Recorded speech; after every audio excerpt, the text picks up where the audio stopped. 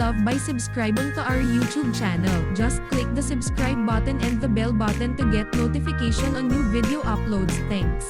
Please don't forget to select the All menu so you will be notified on the new uploads. Thanks.